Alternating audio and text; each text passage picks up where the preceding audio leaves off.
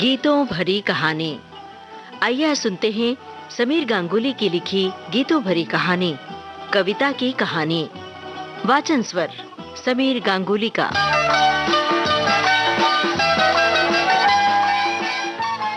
कविता वर्मा ने एक नए शहर में अपनी एक नई दुनिया बसाई है। एक नया घर, बेशक किराए का ही सही।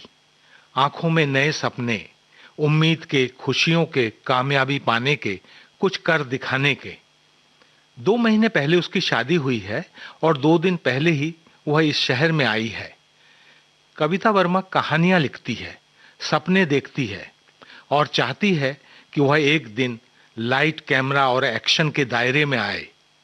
आज भी पति दीपक को ऑफिस के लिए विदा करके बालकनी से बाहर की हरियाली और स्कूल बस के इंतजार में खड़ी मम्मियों और उनके बच्चों को देख रही थी कि कॉल बेल बजी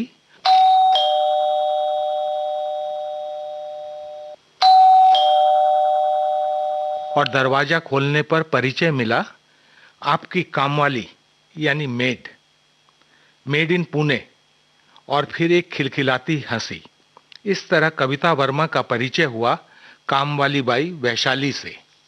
पगार हर काम के 1000 रुपए महीना और इधर उधर की गॉसिप यानी ब्रेकिंग न्यूज सुनाने के 500 रुपया महीने।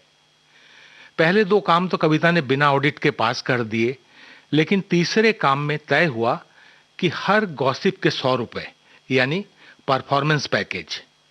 इस तरह कविता वर्मा की जिंदगी में मेड वैशाली का प्रवेश हुआ।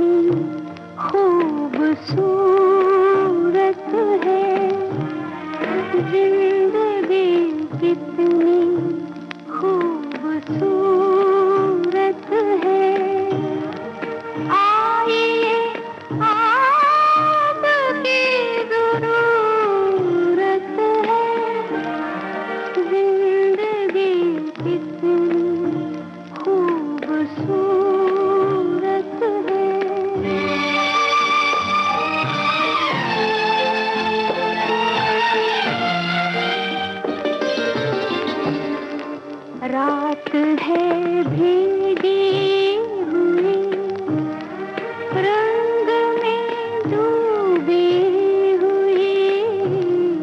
रात है भीगी हुई, रंग में डूबी हुई।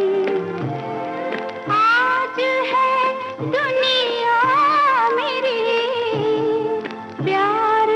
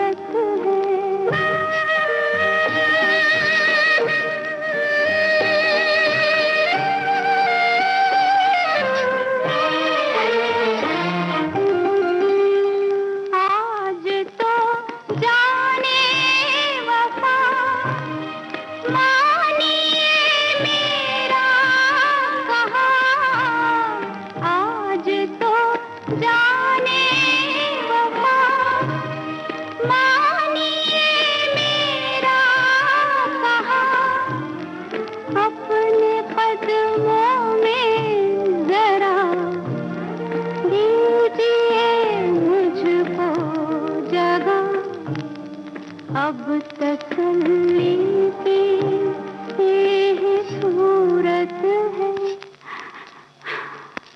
आइए आपकी जरूरत है। जिंदगी कितनी खूबसूरत है। जिंदगी कितनी खूबसूरत है। वैशाली ने पहले दिन ही बताया कि इस घर में ये उसका 7वां गृह प्रवेश है, यानी कविता से पहले और 6 परिवारों के साथ वो काम कर चुकी है और उनकी कहानियां वो वक्त वक्त पर सुनाएगी। इस क्रम में पहला नंबर मिला यहाँ उसके आने से पहले रहने वाले किराएदार नंबर 6 को, यानी एक पुलिस परिवार को, जिसमें पति पत्नी और बाद में बेटा भी पुलिस सेवा में शामिल हुआ। साठे परिवार इस घर में 3 साल रहा। Madhavi Sathe assistant sub inspector थी और यहीं के एक थाने में पोस्टेड थी। पुलिस लाइन में जानबूझकर क्वार्टर नहीं लिया था। पति सब इंस्पेक्टर नासिक में पोस्टेड थे, महीने में एक बार आते थे और जब आते थे तो सारी बिल्डिंग को पता चल जाता था, उनके जोर जोर से फिल्मी गाने गाने की वजह से। वैशाली का कहना था इतनी रोमांटिक जोड़ी, वो भी पुलिस वालों की, एक अजूबा थी। साठे साहब के दरवाजे सबके लिए खुले रहते थे और सुबह की चाय वो कभी अपने घर में नहीं पीते थे। मैडम साठे से तो कॉलोनी के सिक्योरिटी गार्ड भी नहीं डरते थे क्योंकि वे उनकी इज्जत करते थे। वैशाली ने एक बार पूछा था, दीदी आप दूसरों से अलग क्यों हो? आप वर्दी की धौंस नहीं जमाते हो, आप लोग कैसे पुलिस वाले हो? तब एएसआई माधवी साठे ने बताया था जिस दिन एक एम्बुश में उनका सामना मौत से हुआ था और पक्का हो गया था कि अब जिंदगी 4 पल की मेहमान है, बस उसी वक्त जिंदगी के असली मायने समझ में आ गए।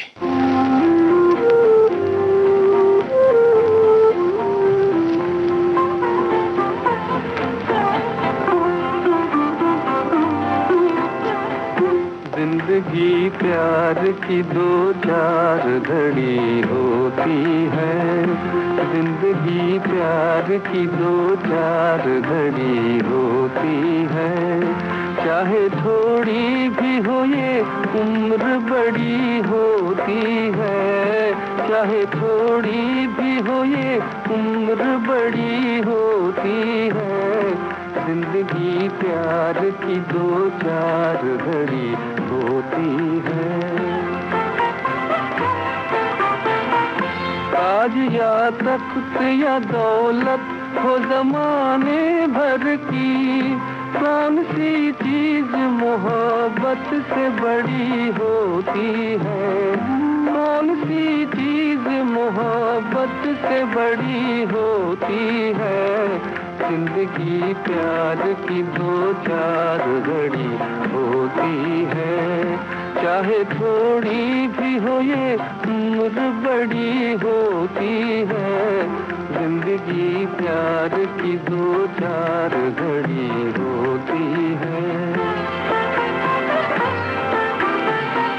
दो मोहब्बत भरे दिल साथ धड़कते हो जहाँ, सबसे अच्छी वो मोहब्बत की घड़ी होती है।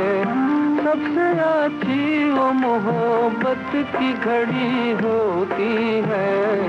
जिंदगी प्यार की 2-4 घड़ी होती है। चाहे थोड़ी भी हो ये उम्र बड़ी होती है। जिंदगी प्यार की 2-4 घड़ी होती है। कविता वर्मा को अपनी कहानी का एक कैरेक्टर दिख रहा है वैशाली में। और वैशाली का परिचय, वह इस कॉलोनी में 5 घरों में काम करती है। एक बेटी है जो जितनी पढ़ाकू है उससे ज्यादा लड़ाकू है। 12वीं में पढ़ रही है इस समय।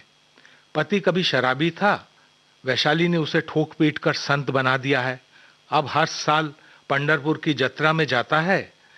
वैशाली 20-22 सालों से घरों में बर्तन मांजने, झाड़ू पोछा करने का काम करती है। वह इस कॉलोनी की इंसाइक्लोपीडिया है। उस दिन काम निपटाने के बाद 2 कप कॉफी बनाई और कविता वर्मा को 1 कप पकड़ाकर दूसरे कप से चुस्की लेते हुए बोली, मैडम जब मैंने काम करना शुरू किया था ना और इस घर में आई तो यहाँ यूपी का एक परिवार रहता था, तिवारी परिवार। तिवारी साहब बैंक में नौकरी करते थे और उनकी बीवी सारा दिन टीवी देखती रहती थी और अपनी बेटी को टोकती डांटती रहती थी। बेटी 10-12 साल की थी, वो भी खूब मुंह चलाती थी। मुझे वो औरत बड़ी खड़ूस लगती थी। मुझसे भी बस मतलब की बात करती थी। फिर उनकी बेटी बीमार रहने लगी और वो औरत और चिड़चिड़ी हो गई। अगर उनका बुरा वक्त नहीं होता तो मैं काम छोड़कर कब का चल देती। अच्छा ही हुआ उनका काम नहीं छोड़ा। एक दिन पता चला कि लड़की को रात को मुंबई ले गए हैं। वो सीरियस है, बड़े अस्पताल में भर्ती कराया गया है। फिर 1 महीने के बाद वो परिवार वापस आया तो पता चला बेटी की किडनियां खराब हो गई थी। मां ने अपनी एक किडनी देकर उसे बचाया है। कविता वर्मा के मुंह से एक आह से निकल पड़ी। वैशाली आगे बोली, उसी दिन सबको पता चला कि वह औरत उसकी सौतेली मां थी। अरे ओ रे, अरे ओ रे,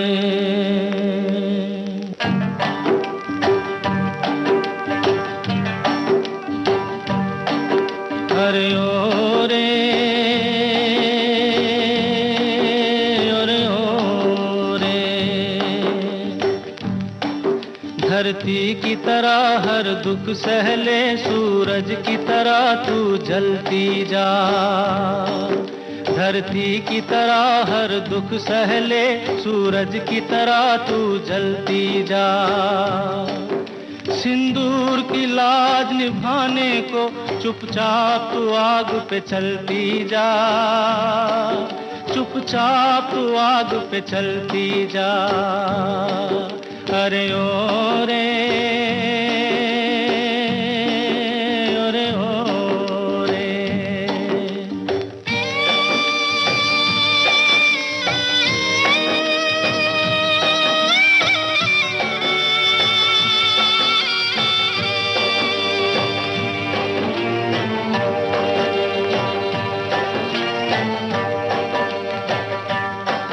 देखी न खुशी तूने रे कोई,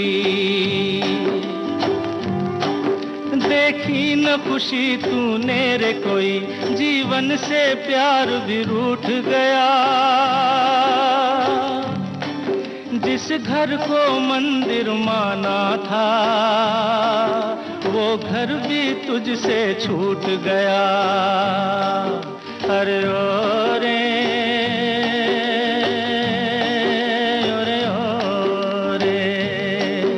धरती की तरह हर दुख सहले।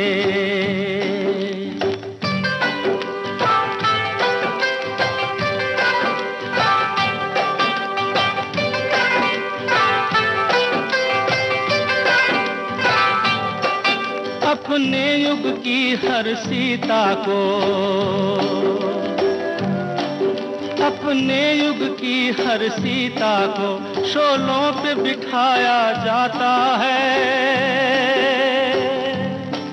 दामन कितना ही पावन हो, पर दोष लगाया जाता है। अरे ओ रे, अरे ओ रे। धरती की तरह हर दुख सहले।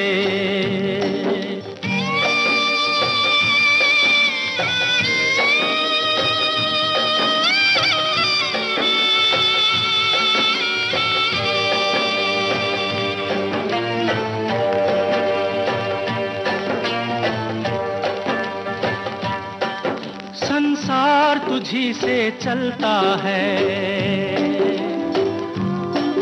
संसार तुझी से चलता है। तेरी कोख से मौत बिहारी है। भगवान की तरह महान है तू, कहने को अबला नारी है। अरे ओ रे,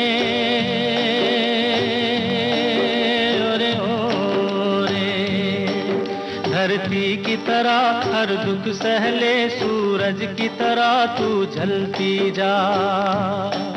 सिंदूर की लाज निभाने को चुपचाप तू आग पे चलती जा। चुपचाप तू आग पे चलती जा। अरे ओ रे,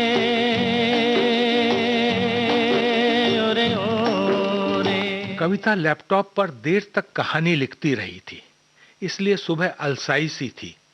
दीपक ऑफिस चले गए थे और वह आज पुराने दोस्तों को फोन करने की सोच रही थी। तभी कॉल बेल बजी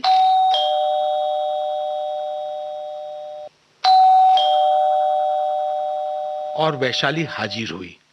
वह पूरन पोली बनाकर लाई थी, लेकिन जब वो पर्स से डिब्बा निकाल रही थी, कविता की नजर पर्स पर रखे चिली स्प्रे पर पड़ी और डिब्बा लेते समय उसके हाथ कांप गए।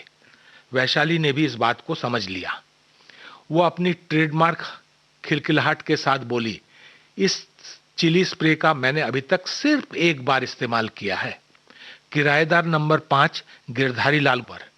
बदमाश पाजी 62 साल का खूसट अपने बेटे और बहू के साथ यहां रहता था। शुरू में मैं उसकी नीयत को समझ नहीं सकी, कभी कभी पीठ थपथपा देता था।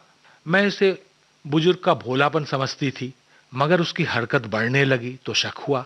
पास वाली बिल्डिंग की रमा मैडम को बताया तो उन्होंने ये हथियार खरीद के ही ला दिया। कविता ने चिली स्प्रे की तरफ देखते हुए कहा। फिर वैशाली बोली, फिर एक दिन जब उस खड़ूस का बेटा और बहू घर में नहीं थे, वो चुपके से मेरे पीछे आया और मुझे दबोच लिया। मैं तो इसके लिए पहले से ही तैयार थी। पलट कर उसको एक लात मारी और बैग से ये स्प्रे निकालकर उसके चेहरे पर छिड़क दिया। वो जोर जोर से चिल्लाता रह गया। मैं चुपचाप काम करके बाहर निकल आई। मैंने इस घटना के बारे में रमा मैडम के अलावा किसी और को नहीं बताया, लेकिन उस दिन के बाद गिरधारी लाल गुप्ता ने मेरी तरफ आंख उठाकर देखने की भी हिम्मत नहीं की और 2 महीने के बाद वो परिवार यहाँ से चला गया। मार दिया जाए कि छोड़ दिया जाए, बोल तेरे साथ क्या सुलूक किया जाए। मार दिया जाए कि छोड़ दिया जाए, बोल तेरे साथ क्या सुलूक किया जाए। बोल तेरे साथ क्या सुलूक किया जाए। जाम दिया जाए कि जहर दिया जाए, बोल तेरे साथ क्या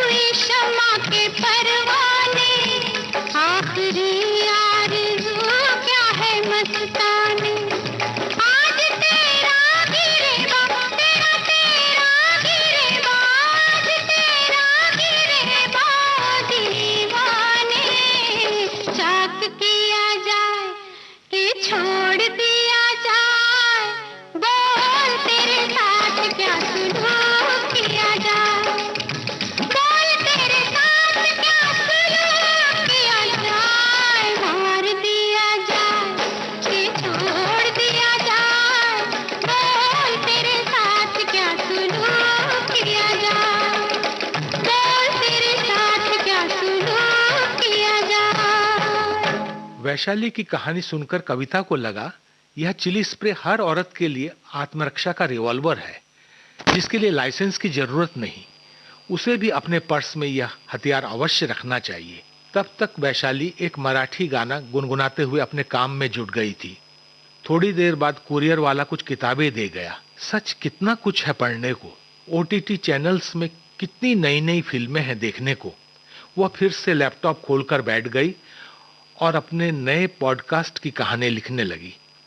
काम निपटाने के बाद वैशाली फिर आकर कविता के पास खड़ी हो गई। कविता ने इशारे से पूछा, कुछ चाहिए?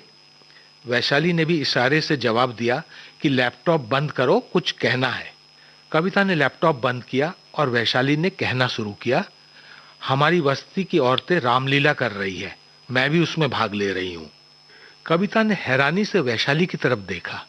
यह औरत कितनी जिंदगी जी रही है, तो इसके अंदर एक कलाकार भी छिपा है। कविता ने उत्सुकता से पूछा, तुम कौन सा रोल कर रही हो? वैशाली आंखों में चमक लाकर बोली, रावण का। मैं लंकेश हूं। हा हा, समझी माते सीते? कविता हंसकर बोली, हे लंकेश, मुझे भी देखनी है तुम्हारी रामलीला।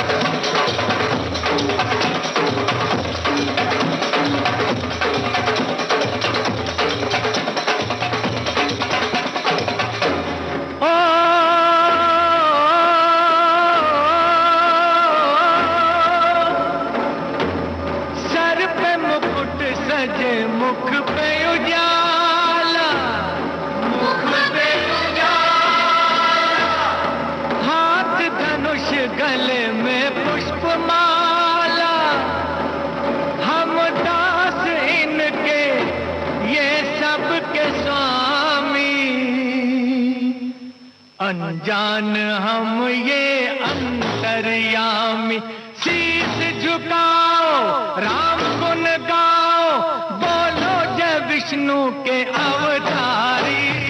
राम जी की निकली सवारी, राम जी की लीला है न्यारी। राम जी की निकली सवारी, राम जी की लीला है न्यारी। एक तरफ लक्ष्मण, एक तरफ सीता, बीच में जगत के पालनहारी। राम जी की निकली सवारी, राम जी की लीला है न्यारी न्यारी। राम जी की निकली सवारी, राम जी की लीला है न्यारी।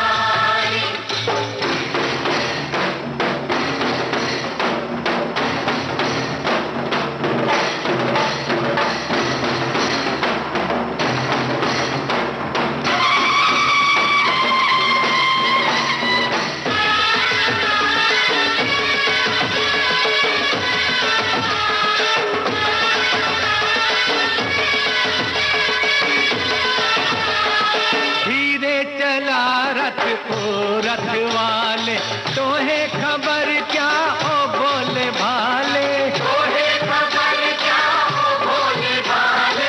एक बार देखे जीना भरेगा, 100 बार देखो फिर जी करेगा।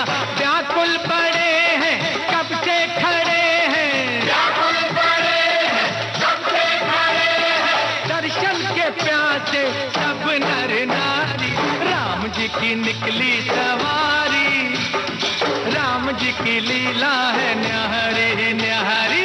राम जी की निकली सवारी, राम जी की लीला है न्यारी।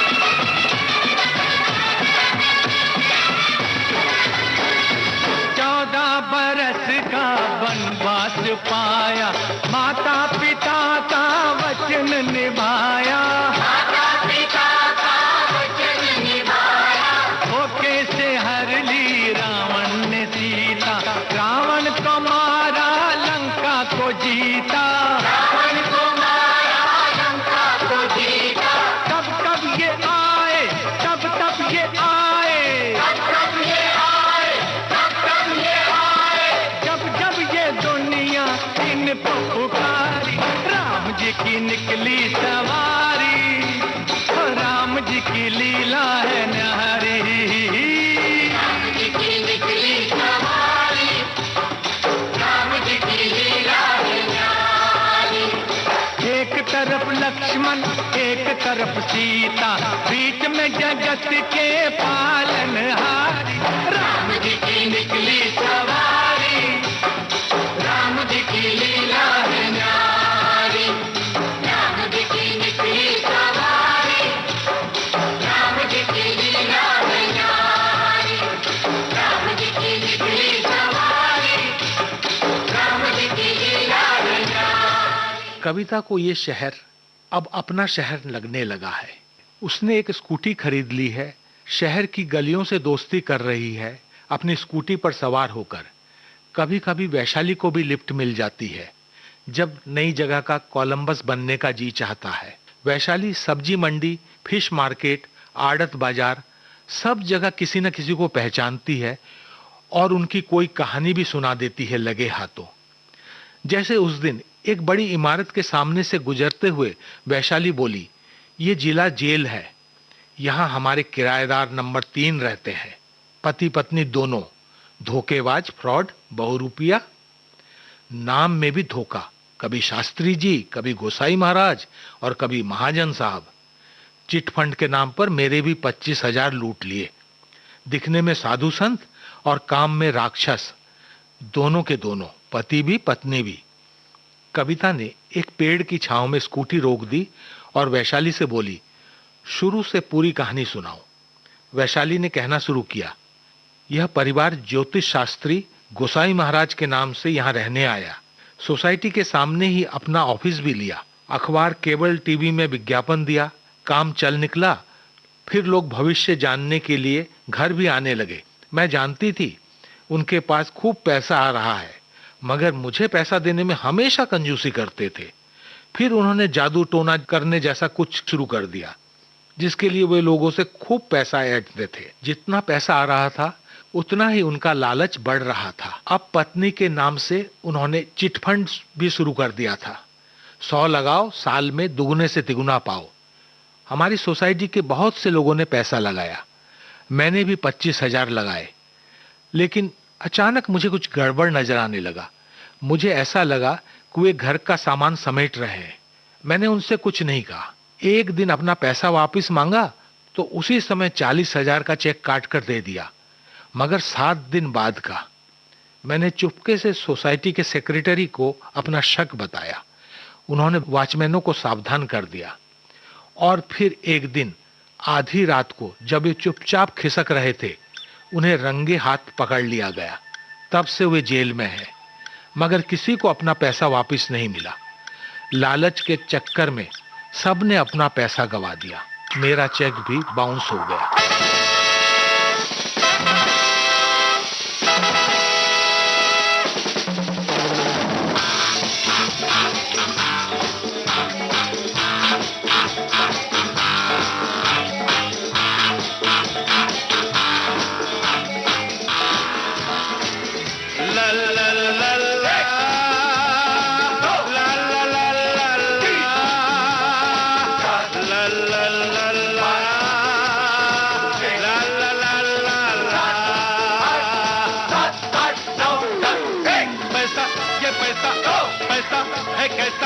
नहीं कोई ऐसा जैसा ये पैसा, के हो मुसीबत न हो मुसीबत, मुसीबत हो मुसीबत, 7, 8, 9, 10 पैसा, ये पैसा ऐसा है कैसा, नहीं कोई ऐसा जैसा ये पैसा, ये हो मुसीबत न हो मुसीबत, हो मुसीबत न हो मुसीबत, 7, 8, 9, 10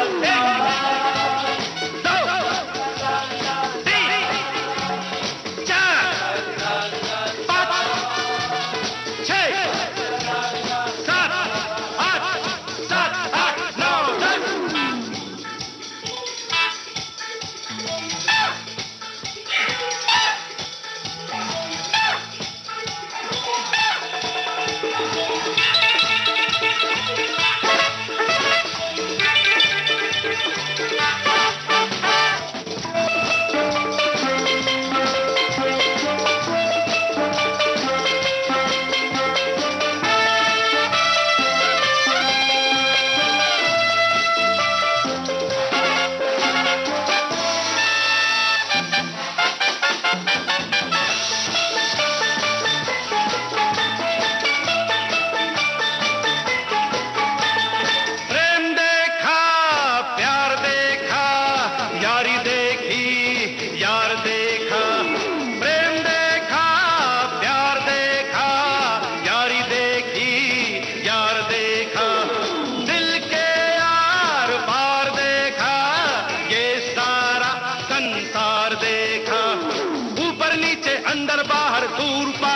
मौसम है एक जैसा। पैसा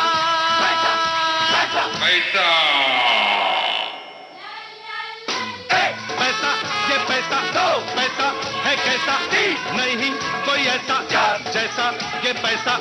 ये हो मुसीबत न हो मुसीबत, मुसीबत हाँ मुसीबत, 7 8 9 10।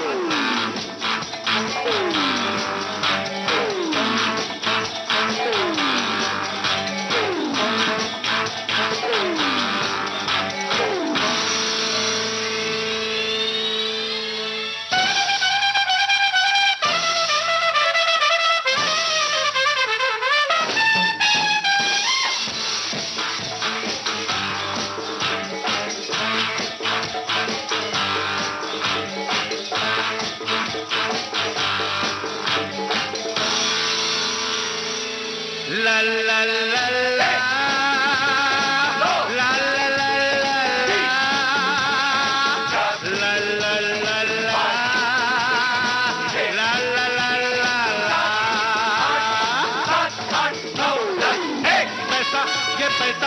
पैसा है कैसा नहीं कोई ऐसा जैसा ये पैसा। ये हो मुसीबत न हो मुसीबत, 4 मुसीबत हाँ मुसीबत, 7 8 9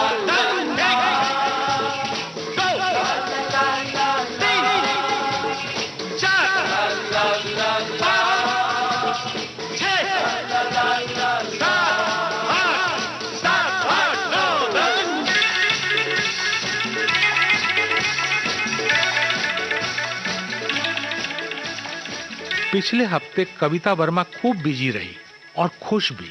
दिल्ली से सास ससुर आए थे उनके साथ रहने। सारा दिन गप्पे, घूमना फिरना, बढ़िया खाना और दुनिया भर की बातें। दीपक ने भी ऑफिस से छुट्टी ले ली थी। उनकी केमिस्ट्री देखकर वैशाली का भी जी खुश हो गया और उनके जाने के बाद कविता को दुखी देखकर वैशाली से यह बोले बिना नहीं रहा गया, आज मुझे इस घर की किराएदार नंबर 4 की बात याद आ रही है। मूर्ति परिवार, बेटा श्रवण कुमार और माँ बाप स्वार्थ के अवतार।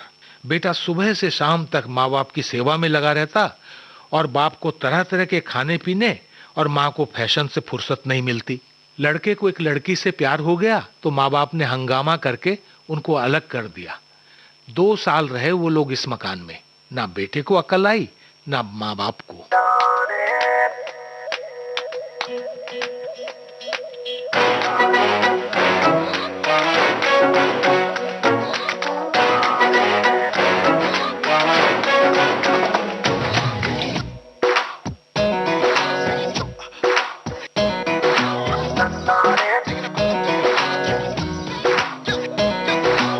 चोर बाजारी दोनों की पहले की आदत जो हट गई,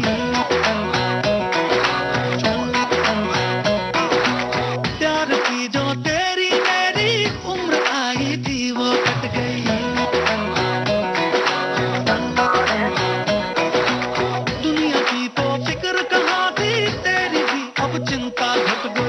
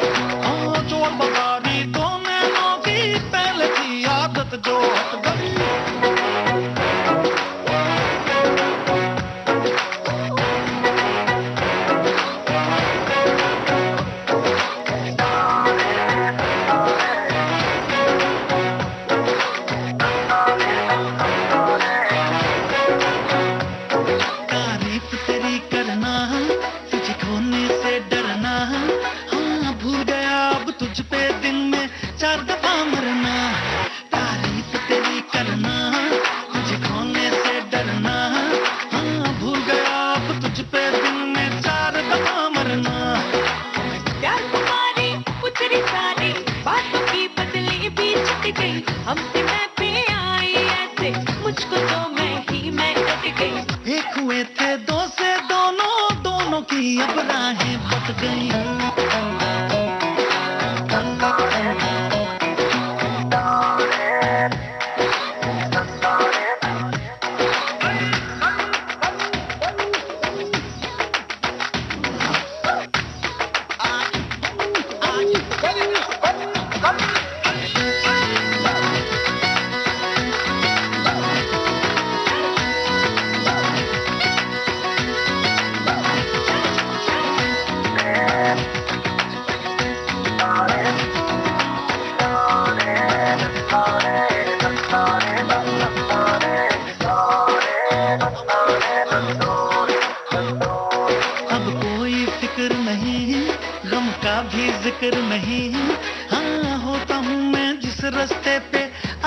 खुशी वही। आजाद हूँ मैं तुझसे, आजाद है तू मुझसे। हाँ जो जी चाहे जैसे चाहे कर ले आज यही। लाज शर्म की छोटी मोटी जो थी डोरी वो भी कट गई। चौक चौबारे गली मोहल्ले खोल के मैं सारे घूमट गई। तू न बदली मैं ना बदला, दिल्ली सारी देख बदल गई।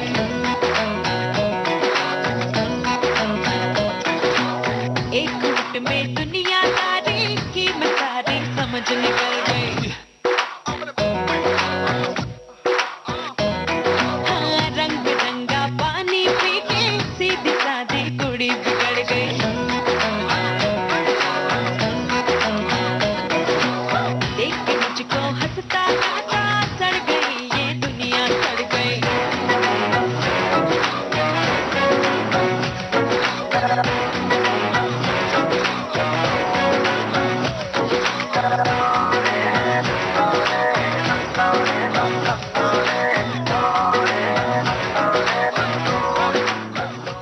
उस दिन कविता वर्मा ने एक नई कहानी की शुरुआत कुछ इस तरह से की।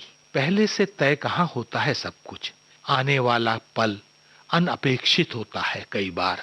और तभी डोरबेल बजी।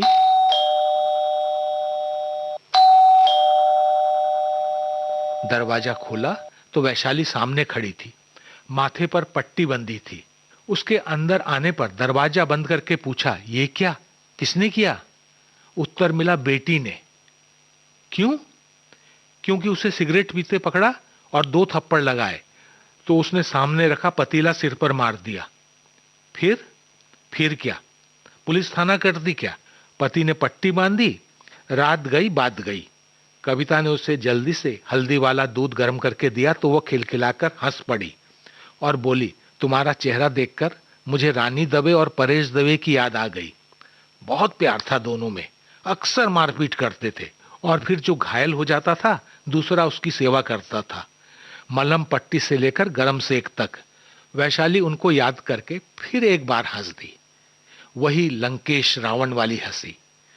फिर दर्द से सिर पर हाथ रख लिया। कविता को बहुत गुस्सा आया। वह बोली, वैशाली आज तुम घर नहीं जाओगी, यहीं रहो और देखो तुम्हारी बेटी को तुम्हारी कितनी परवाह है और तुम्हारे बिना उसे खाना भी नसीब होता है कि नहीं। वैशाली ने आनाकानी करने की कोशिश की लेकिन कविता ने एक न सुनी। फिर वैशाली चुप हो गई। पता नहीं वक्त किसे जिंदगी का सबक सिखाने वाला था।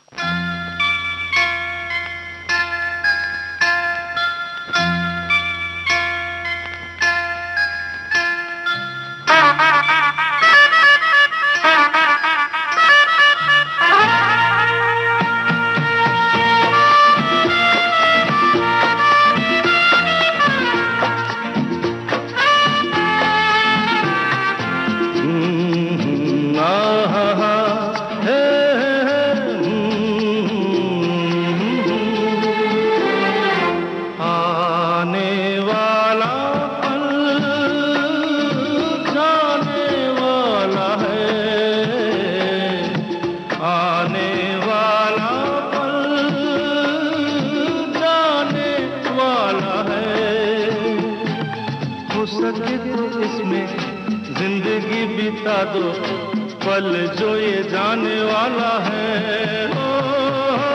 आने वाला पल जाने वाला है। हो सके तो इसमें जिंदगी बिता दो पल जो ये जाने वाला है।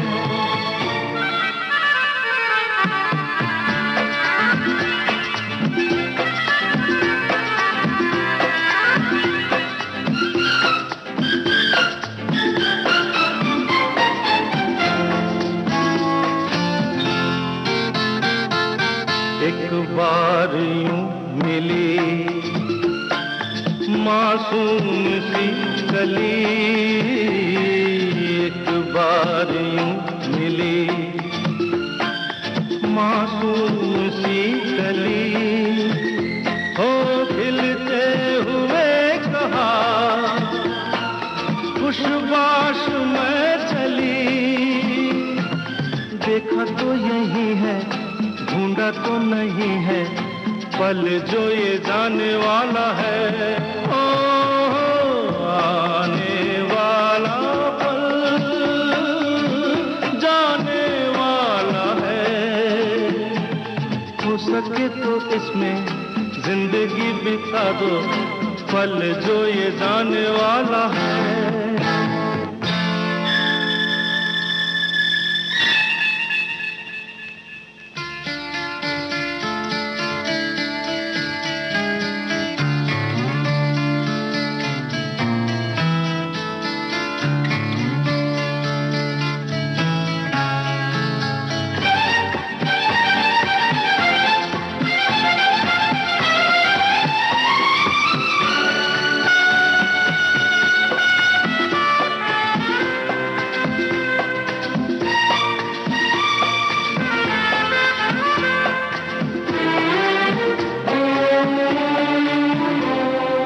एक बार वक्त से लम्हा गिरा कहीं, एक बार वक्त से लम्हा गिरा कहीं, वहाँ दास्तां मिली लम्हा कहीं नहीं। थोड़ा सा हंसा के थोड़ा सा रुला के पल ये भी जाने वाला है। ओ आने वाला पल जाने वाला है। हो सके तो इसमें जिंदगी बिता दो, पल जो ये जाने वाला है। ओ आने वाला पल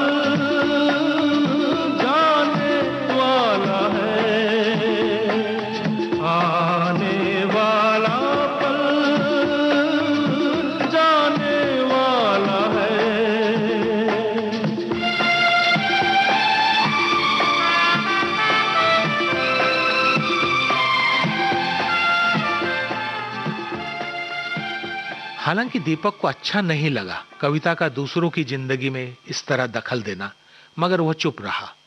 वैशाली उस दिन घर नहीं गई, कविता के यहाँ ही रुक गई और सुबह सुबह ही वैशाली की बेटी उसे ढूंढते हुए कविता के यहाँ आ पहुंची। उसकी आंखें देखकर कविता समझ गई कि वह रात भर रोती रही है। वह कविता से आंखें नहीं मिला पा रही थी। वैशाली के सामने आते ही पहले तो गले से लगकर रोने लगी, फिर उसे धक्का देकर गुस्से से बोली, आई अगर फिर कभी तू रात को घर से बाहर रही तो तेरी टांगे तोड़ दूंगी। यह सुनकर कविता जोर से हंस पड़ी। वैशाली भी हंस पड़ी और बोली, तू जा, तू घर जा, मैं आती हूँ चाय पीकर। फिर वैशाली कविता की तरफ देखकर बोली, उसे मेरा बाई का काम करना अच्छा नहीं लगता। वो कहती है, चल आई हम कोई बिजनेस शुरू करते हैं। बेवकूफ है ना, हमारे पास क्या हुनर है जो बिजनेस करें। सपने खिले हुए रंगों से, उड़े हुए पतंगों से, अंबर से है ऊंचे टुकड़े, बुझे हुए सूरज के अभी अभी है चमके, रोशन है उम्मीदें दी सुबह ने आहटे, सारे अरमान नींदों से जागे हैं, अब तो पीछे कुछ नहीं, जिन्हें मिलना है मंजर वो आगे है।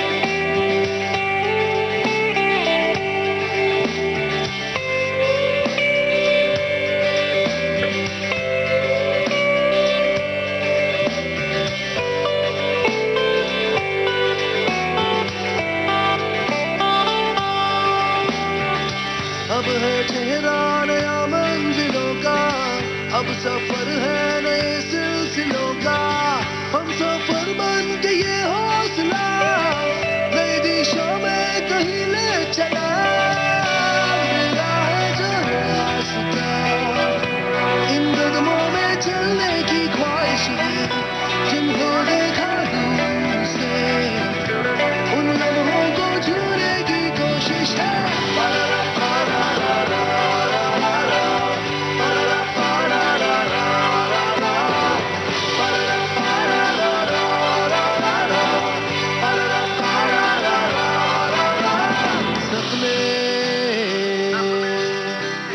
खिले हुए रंगों से, उड़े हुए पतंगों से, अंबर से है ऊंचे टुकड़े, बुझे हुए सूरज के अभी अभी है चमके, रोशन है उम्मीदें दी सुबह ने आके, सारे अरमान नींदों से जागे हैं, अब तो पीछे कुछ नहीं, जिन्हें मिलना है मंजर वो आगे है।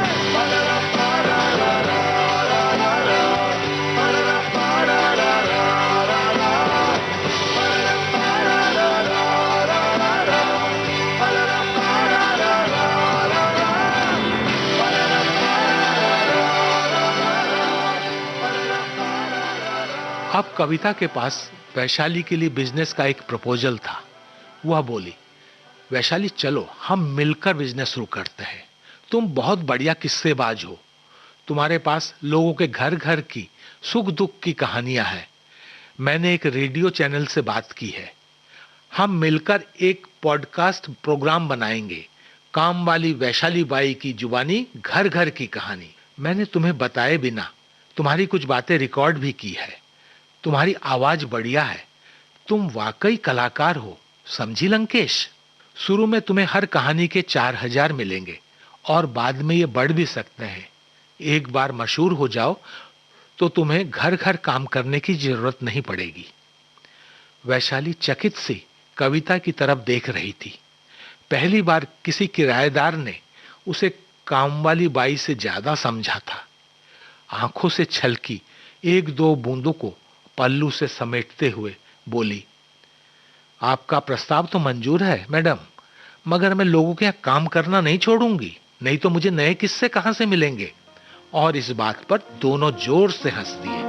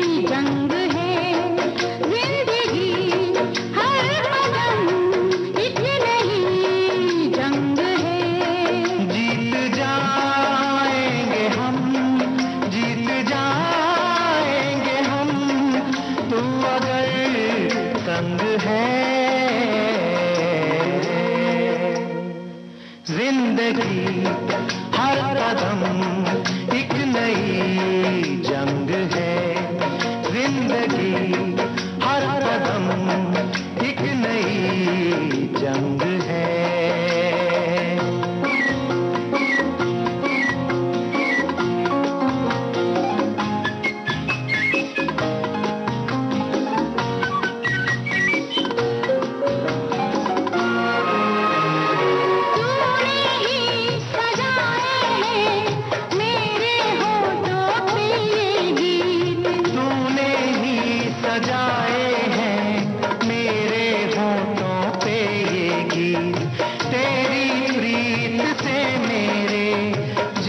मन में बिखरा संगीत। मेरा सब कुछ लीन है मेरे मन के नींद। मेरा एक तस्वीर मेरा रूप रंग है। जिंदगी हर कदम एक नई जंग है। जिंदगी हर कदम एक नई जंग है।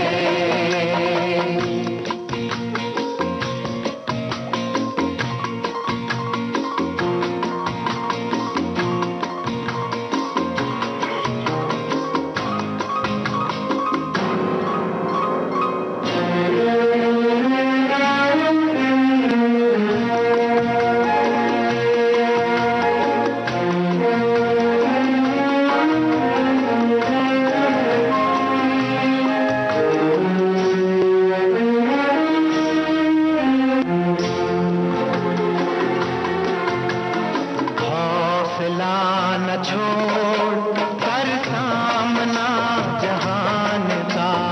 हौसला न छोड़ कर सामना जहान का। वो बदल रहा है देख रंग आसमान का। रंग आसमान का ये शिकायत का नहीं, ये फतेह का रंग है। जिंदगी हर कदम एक नई जंग है। जिंदगी हर कदम एक नई जंग है।